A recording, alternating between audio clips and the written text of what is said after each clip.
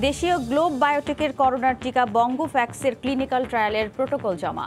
অনুমোদন পেলেই মানবদেহে পরীক্ষামূলক প্রয়োগ শুরু। সিনেমা শিল্পকে বাঁচিয়ে রাখতে হচ্ছে ১,০০০ কোটি টাকার ফান্ড, জানালেন প্রধানমন্ত্রী। ৩১ ব্যক্তি ও ২ প্রতিষ্ঠানকে দেয়া হলো জাতীয় চলচ্চিত্র পুরস্কার ২০১৯। এবং অবশেষে দূর হচ্ছে পদ্মা সেতুর ২ প্রান্তের রেল লাইনের নকশা জটিলতা। জাজিরায় বাড়ছে খুঁটি, মাওয়ায় ভাঙা পড়বে ২টি পিলার।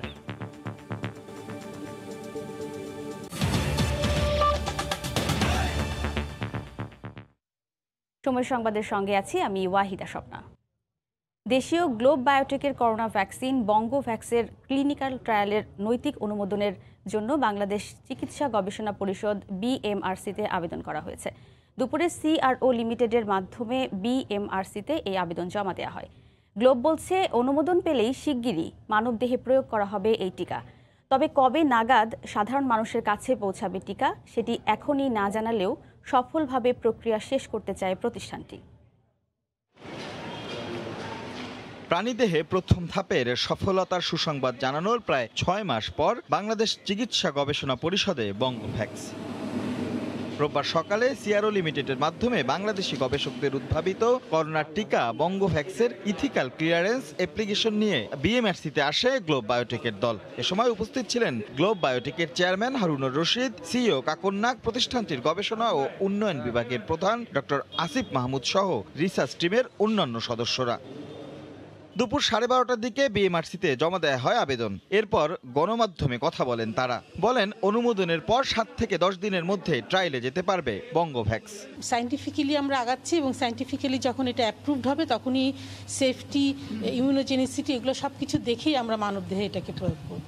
সমন্বিত 2টি ধাপে শতাধিক স্বেচ্ছাসেবীর দেহে প্রয়োগ করা হবে ভ্যাকসিন। তবে তার আগে করা হবে প্রত্যেকের স্বাস্থ্য বীমা। ঢাকার ভেতরে বেসরকারি একটি প্রতিষ্ঠানে চলবে টিকার পরীক্ষামূলক প্রয়োগ, যাতে রেগুলেটরি অনুমোদনের জন্য বিলম্ব না হয়। কারণ এখানে আমাদের বুঝতে হবে আমরা একটা প্যান্ডেমিক ফেস করছি। আমি আজকে ফেজ 1 শেষ করলাম, আবার 3 মাসের ফেজ 2 ধাক্কায় গেলাম, 6 মাস লাগলো, সময় নষ্ট হবে। সেজন্য আমরা চাচ্ছি যে ফেজ 1 ফেজ 2 আমরা একসাথে অনুমোদন নেব, কিন্তু অবশ্যই প্রোটোকলে বলা ছিল ধাপে ধাপে করা হবে।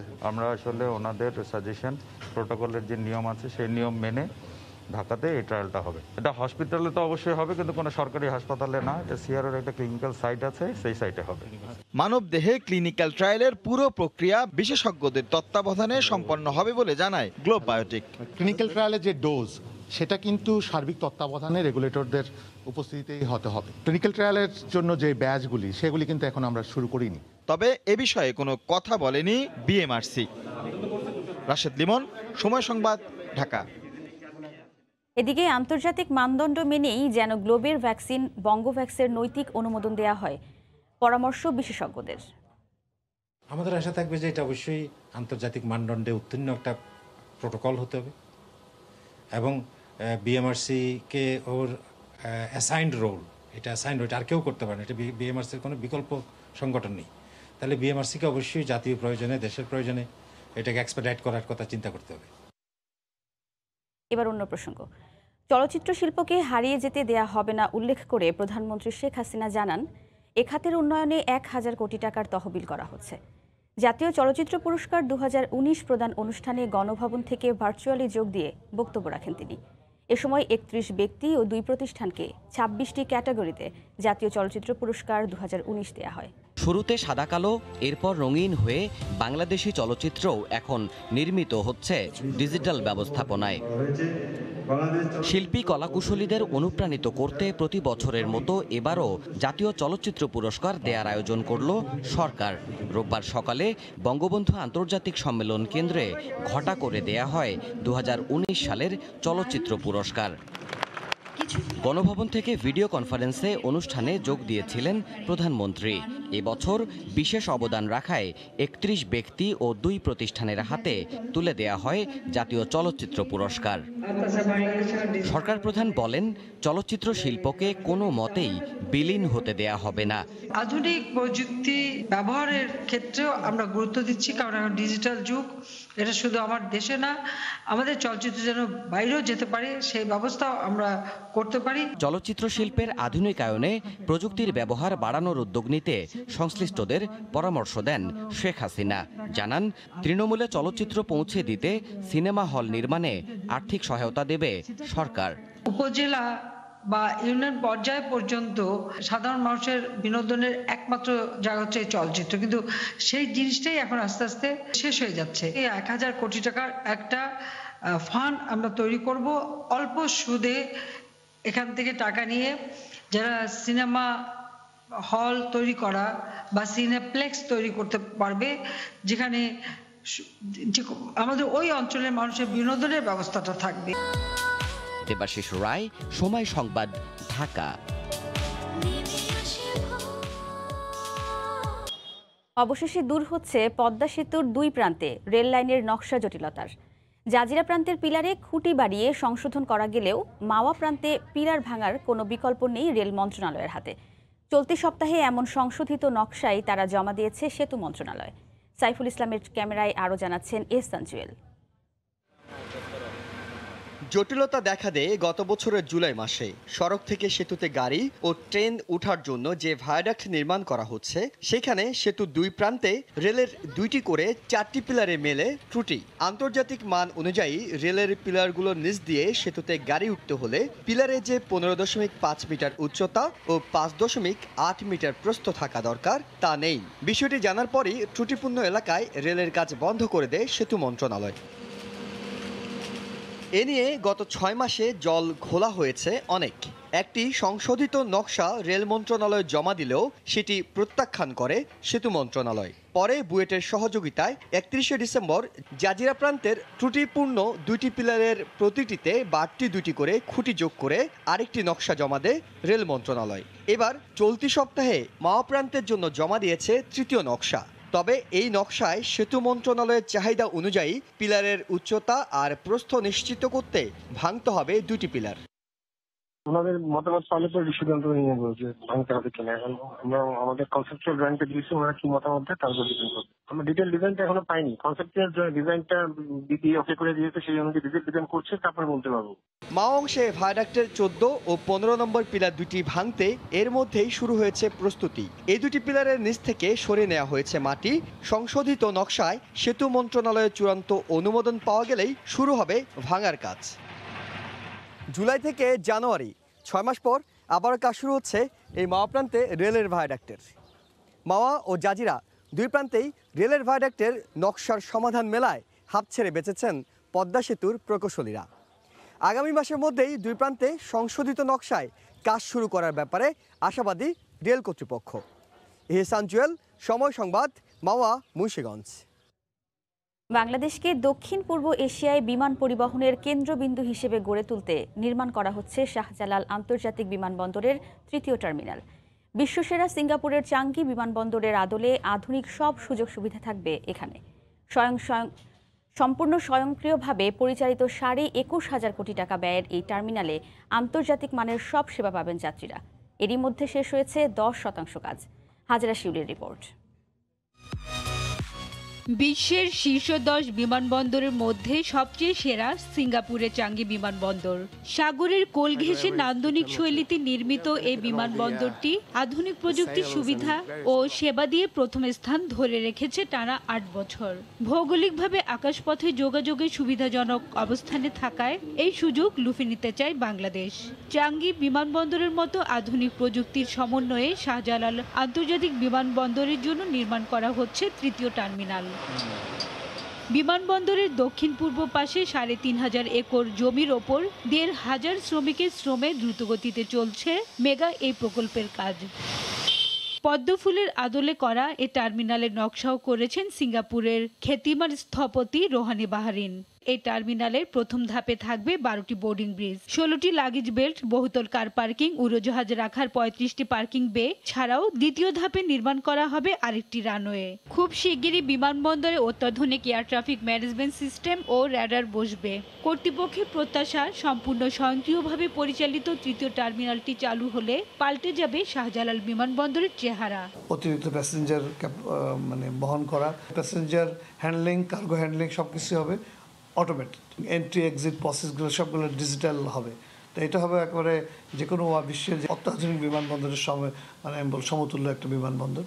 ভৌগোলিক কারণে সময় ও খরচ কম লাগায় শুধু উত্তর দক্ষিণ নয়, পূর্ব পশ্চিমের দেশগুলোর বিমান ওঠানামার কেন্দ্র হয়ে উঠবে এই বিমানবন্দর। প্যাসেঞ্জার যখন যাতায়াত করবে সে একটু কম খরচে যাতায়াত চাবে এবং ভালো কানেক্টিভিটি চাবে। People will prefer to come this side because আমাদের ইস্ট ওয়েস্ট এবং নর্থ সাউথের কানেক্টিভিটিতে কম সময় লাগবে। পুরো মিলিয়ে ওয়ার্ল্ড পপুলেশনের অলমোস্ট 40% প্লাস কাভার করতে পারছেন। গত উইন্টার শিডিউল থেকে ঢাকাকে হাব হিসাবে হাব কনসেপ্টে আমরা ফ্লাইট শিডিউল ডিক্লেয়ার করেছি।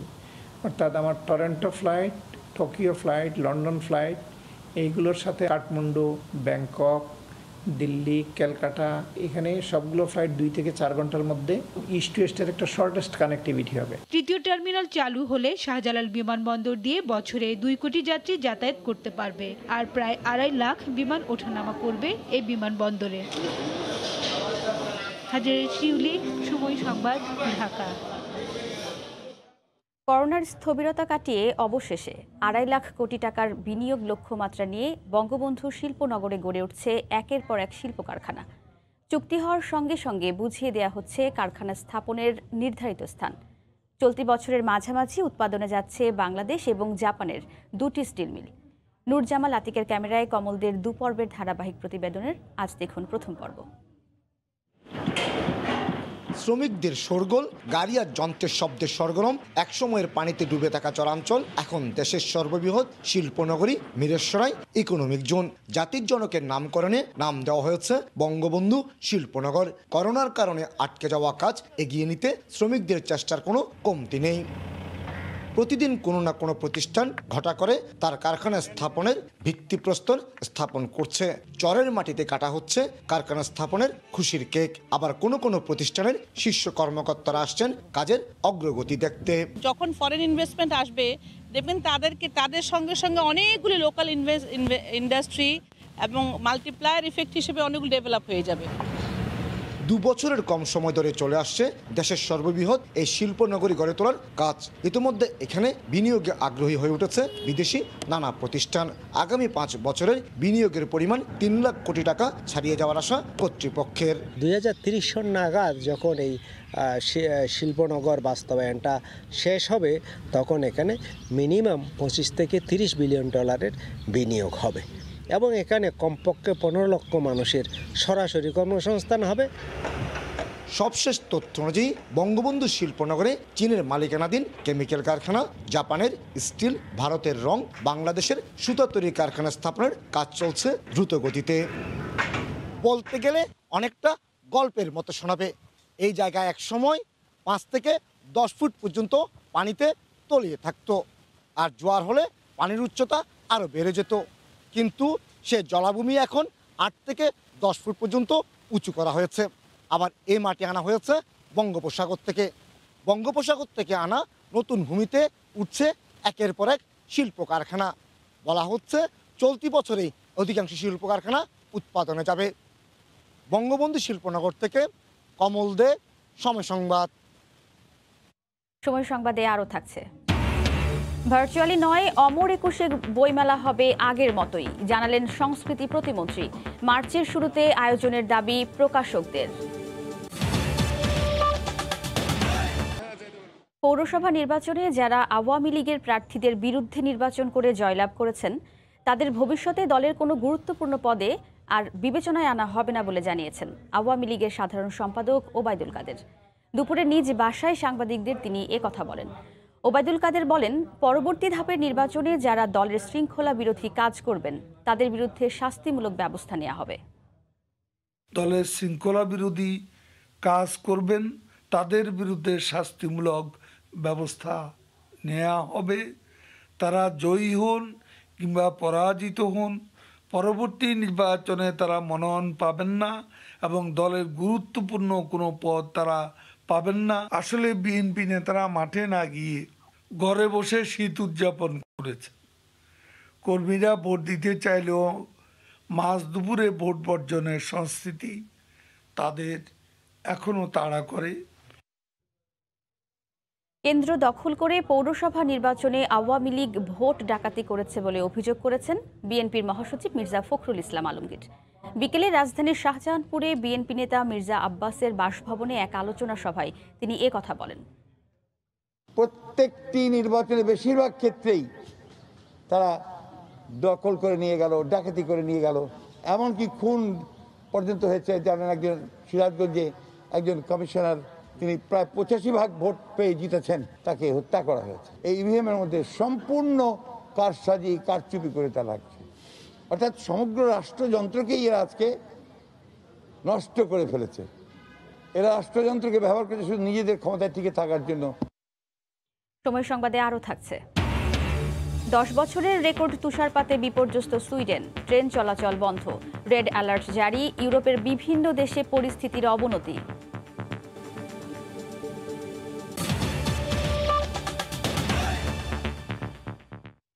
মাঝারি শৈত্যপ্রবাহের কবলে দেশের উত্তরাঞ্চল, হাড় কাঁপানো শীতে বিপর্যস্ত জনজীবন। বেলা বাড়লেও দেখা নেই সূর্যের। আরও 2-3 দিন শীত থাকবে বলে পূর্বাভাস দিয়েছে আবহাওয়া অফিস। তারিকুল ইসলামের ক্যামেরায় রতন সরকারের রিপোর্ট। মাঘের শুরুতেই দেশ জুড়ে শীতের দাপট। গত কয়েকদিন প্রতিদিনই তাপমাত্রা কমে উত্তরাঞ্চলে বেড়েছে শীত। হাড় কাঁপানো ঠান্ডায় জবুথবু জনজীবন। বেলা বাড়লেও রংপুরে দেখা নেই সূর্যের, চারপাশ ঢাকা কুয়াশায়। কাজের জন্য বের হয়ে সবচেয়ে বিপাকে পড়ে ছিন্নমূল খেটে খাওয়া মানুষ। শীতের কাপড় না থাকায় দুর্ভোগ তাই একটু বেশি। এদিকে দুর্ঘটনা এড়াতে সকাল 10টা পেরিয়ে গেলেও মহাসড়কে যানবাহন চলছে হেডলাইট জ্বালিয়ে। খুব বেশি গতকাল বেশি ছিল, আজকে মনে হয় একটু তার থেকে একটু কম লাগে। হ্যাঁ, তারপরেও ঠান্ডা, প্রচুর ঠান্ডা। বাচ্চা কোচ্চা নিয়ে খুব কষ্ট করবার লাগছে। পেশাব পায়খানা করে, ধোয়া ধুই, ঠান্ডা লাগে, বাচ্চার ঘরে মেডিকেল নিয়ে আসতে হয়। একদিকে করোনা, অন্যদিকে শীত জেঁকে বসায় বিপর্যস্ত জনজীবন।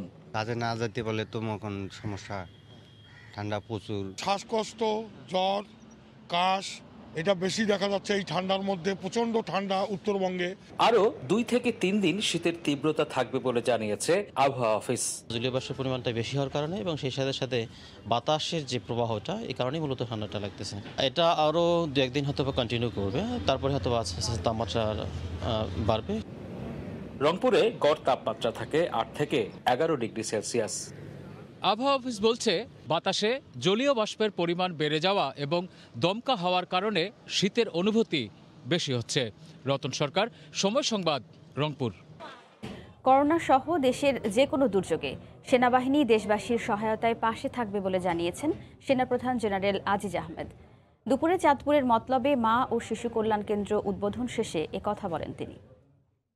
আসলে সেনাবাহিনী দেশের বিভিন্ন এই ধরনের দুর্যোগকালে অতীতেও যেমন দায়িত্ব পালন করেছে, এবার করোনার সময় করেছে, ভবিষ্যতেও যে কোনো দায়িত্ব যদি সেনাবাহিনীকে প্রদান করা হয় এই জনগণের মঙ্গলার্থে, আমরা সেটা পালন করার জন্য সবসময় প্রস্তুত।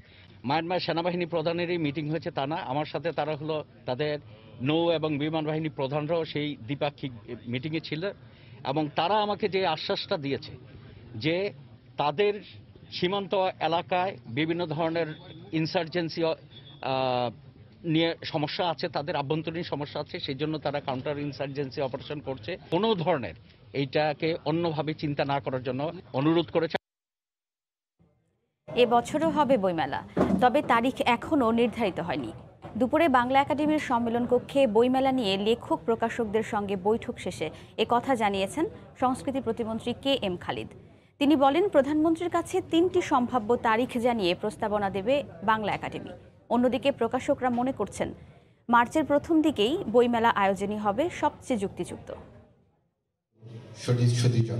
এবছর বইমেলা হবে কি হবে না এই নিয়ে দোলাচলে যখন সবাই, তখন বাংলা একাডেমির সম্মেলন কক্ষে লেখক প্রকাশকদের সাথে সংস্কৃতি প্রতিমন্ত্রীর বৈঠক। 2 ঘন্টারও বেশি সময় ধরে চলা বৈঠক শেষে সাংবাদিকদের সঙ্গে কথা বলেন সংস্কৃতি প্রতিমন্ত্রী। তিনি নিশ্চিত করেন, ভার্চুয়ালি নয়, বইমেলা হবে উন্মুক্ত প্রান্তরে। এটি কোনো ভার্চুয়াল বইমেলা নয়, বইমেলা সরাসরি হবে। তো সময়টা আমরা এখন নির্ধারণ করতে পারিনি, সময় নির্ধারিত হলে তখন আমরা আমাদের কাজ শুরু করব। প্রধানমন্ত্রীর কাছে সম্ভাব্য 3টি তারিখ 20 ফেব্রুয়ারি, 7ই মার্চ ও 17ই মার্চের প্রস্তাবনা দেয়া হবে বলেও জানান প্রতিমন্ত্রী। 3টা সম্ভাব্য তারিখ সহ একটা ওপেন প্রস্তাব পাঠাবো মাননীয় প্রধানমন্ত্রীর কাছে। 20 তারিখ থেকে শুরু হওয়াটা সম্পূর্ণভাবে নির্ভর করে মাননীয় প্রধানমন্ত্রীর এখতিয়ারের উপরে, তার সম্মতির উপরে। প্রকাশকরা বলছেন 7ই মার্চই হতে পারে সবচেয়ে যথাপযুক্ত। ফেব্রুয়ারি মাসে শুরু করা যায় তাহলে খুবই ভালো, যদি সেটা কোনো ক্রমে সম্ভব না হয় তাহলে 7ই মার্চের পরে যেন না হয়, 7ই মার্চের মধ্যে বইমেলাটি শুরু করতে। বইমেলা স্থগিত হবে বা বইমেলা হবে না এরকম কোনো চিন্তাভাবনা আমরা এখনো করছি না। আমরা আশাবাদী অবশ্যই বইমেলাটি হবে। সব অনিশ্চয়তা কাটিয়ে বইমেলা হোক আপন রীতিতে। বাংলা ও বাঙালির এই মহা উৎসব সম্মিলিত মানুষের শুভ প্রত্যয়ের ক্ষণ হবে, এমনটাই সবার প্রত্যাশা। তানজিলা খান মিম, সময় সংবাদ, ঢাকা। কারিগরি শিক্ষায় অটো পাস দেয়া হলে ভবিষ্যতে চাকরির ক্ষেত্রে শিক্ষার্থীরা গ্রহণযোগ্যতা হারাবে বলে জানিয়েছেন কারিগরি ও মাদ্রাসা শিক্ষা বিভাগের সচিব মোহাম্মদ আমিনুল ইসলাম খান। দুপুরে শিক্ষা মন্ত্রণালয়ে আয়োজিত প্রেস ব্রিফিংয়ে কথা বলেন তিনি।